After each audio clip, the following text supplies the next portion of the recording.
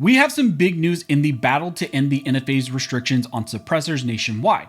Recently, there was a ruling out of the Fifth Circuit which protected the NFA's restrictions on suppressors, and it found that those do not violate the Second Amendment. And this all came after the DOJ recently switched positions on suppressors. They said that they are protected arms. However, you had the court here which upheld these restrictions. But now all of this is heading back to the en banc panel for reconsideration. So let's break down what is happening in this critical case.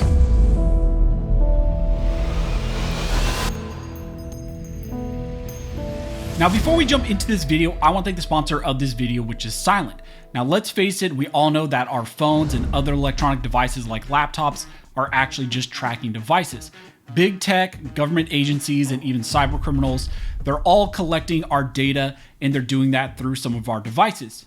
That's why it's always a good option to maybe look into, Faraday bags and other options, and I highly recommend Silent. Their Faraday gear and these bags and other items you can get block all wireless signals, cellular, Wi-Fi, Bluetooth, GPS, and a lot of other signals that, government agencies, hackers, all these people use to get into your devices. I use their backpack every single day when I'm going to and from the office. I put my laptop in there, my phone in there, and then also I use it a lot when I'm going through airports or when I'm staying at hotels because, again, I want to protect those devices and I don't want people to get access to my devices, to my phone, or to my laptop. So again, if you're interested, you can protect your privacy, your freedom, and all of your family and your devices by just simply using a Faraday bag.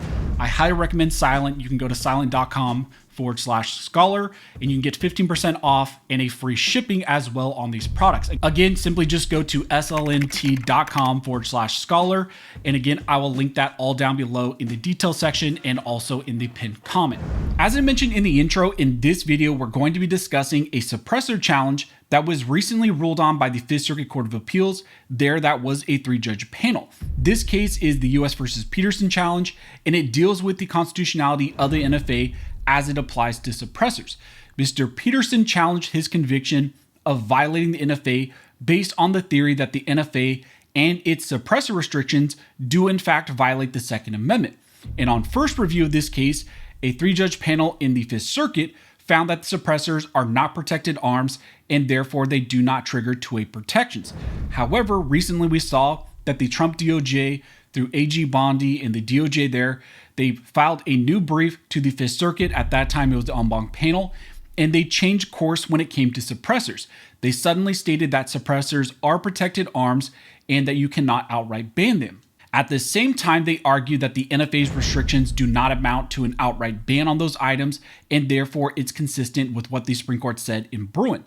The Fifth Circuit en banc panel at that time decided to moot the petition and send the case back down to the original 3-judge panel.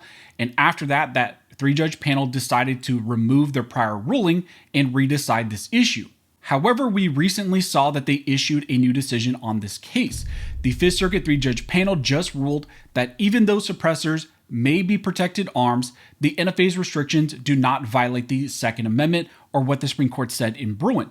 They argue that under Bruin, the NFA operates as a shall issue permit scheme and therefore it's permissible. That, of course, was a shocking and very concerning ruling out of the Fifth Circuit, and it has broad implications going forward. However, now in this case, it's heading back to the en banc panel because the individual here, Mr. Peterson, and his counsel are now seeking en banc panel review and a rehearing of that case. Now, for those not aware, this case arises out of an issue back in 2022 when both federal and state law enforcement officers executed warrants at Mr. Peterson's home in Louisiana. A federal task force with a bunch of ATF agents and about 50 law enforcement officers executed warrants at his home because he also had a home-based FFL. The ATF alleged that there were issues with straw purchases, improper record keeping, a failure to complete and forward some, documents to the ATF, and they also said that there were some issues relating to some of the products sold at that FFL, later showing up at some crime scenes. So based on all that, they executed warrants and searched his home and that home-based FFL. Now, this whole issue really springs out of the fact that during that search, they found a single solvent trap. And I believe it was in his safe, in his own personal safe in his bedroom, but that item was not registered under the NFA. So they charged him and convicted him of violating the NFA because of that solvent trap. Now, in response to that charge, Mr. Peterson filed a motion to dismiss based on the Second Amendment, but on review, the the lower court there, the district court, denied that motion. Now, in response to that, Mr. Peterson then appealed up to the Fifth Circuit, and that went to a 3-judge panel. However, originally on review, that Fifth Circuit 3-judge panel sided with the Biden ATF and the Biden DOJ, finding that Mr. Peterson's motions were properly rejected because in their eyes, the Second Amendment does not protect these types of items. The Fifth Circuit went on to find that a suppressor is not a necessary accoutrement of a firearm, and it's not required to make a firearm useful or functional, and therefore it was not a protected arm. Now, at that time, after that 3-judge panel ruling, Mr. Peterson sought en banc panel review in the Fifth Circuit, but then suddenly things changed in this case. That's because the Trump DOJ got control of this, and then suddenly the Trump DOJ shifted position on suppressors. At that time, the en banc panel kicked the case, decided to not seek the, review the petition. It was sent back down to the 3-judge panel. The 3-judge panel removed their original ruling, and then they issued a new decision. Well, even after all of that, the 3-judge panel still upheld the NFA's restrictions in their recent ruling. In this new decision, the Fifth Circuit 3-judge panel assumed but did not rule on the issue of whether suppressors are protected arms. They had to take the fact that since both Mr. Peterson and the Trump DOJ were agreeing that they are protected arms for the purposes of the Second Amendment, so they had to actually take that as fact. They had to concede that because both parties were not contesting it, but they did not actually rule on that issue. Despite that fact, the Fifth Circuit still ruled that the NFA can regulate these items since the process operates as a shall issue permit. Now, in this ruling, the Fifth Circuit 3-judge panel stated that the NFA suppressor licensing scheme is presumptively constitutional because it is a shall issue licensing regime, as Peterson's counsel conceded at oral argument.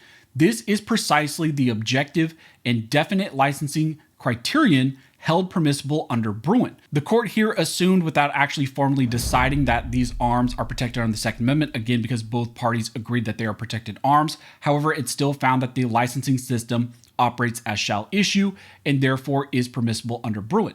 Now, under Bruin's dicta issued by Justice Kavanaugh, he stated that potentially similar CCW regimes may be generally permissible if they operate objectively, if they have some objective criteria like background checks, fingerprinting, maybe small marginal fees, then maybe they're permissible.